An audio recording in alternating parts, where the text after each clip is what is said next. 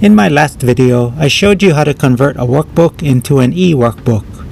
I also mentioned I'd show you how to make the rubber stub stylus last for years. To see how I do this, stay tuned.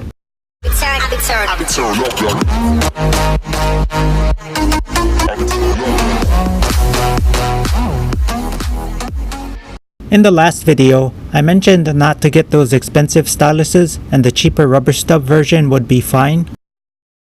You may have noticed the stylus I pointed out came as a pack of 10 and might be wondering, if the stylus is going to last for years, why do I need 10? Well, you might lose them or the kids might lose them. I found it was nice to have 10 of them. One on the coffee table, one in each backpack. Once you get them, you'll find a way to make use of them. This process will be fairly simple and requires a minimal of tools and effort. So let's get started.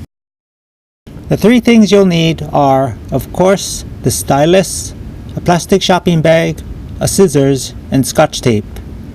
Masking tape will also work. It's not really important what kind of tape.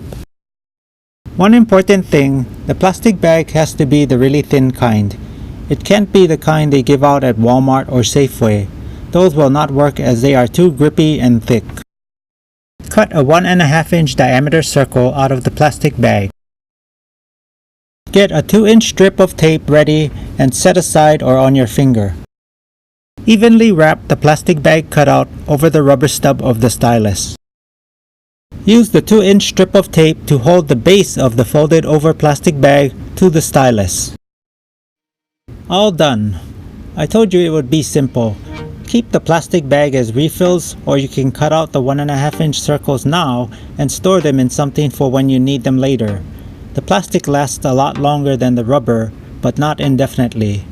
The idea is the stylus tip is now replaceable with something you can easily get as compared to the rubber stub. That was a quick video on something that could be very useful. I hope you find this video helpful. That's all I have for now, and I'll catch you in the next video.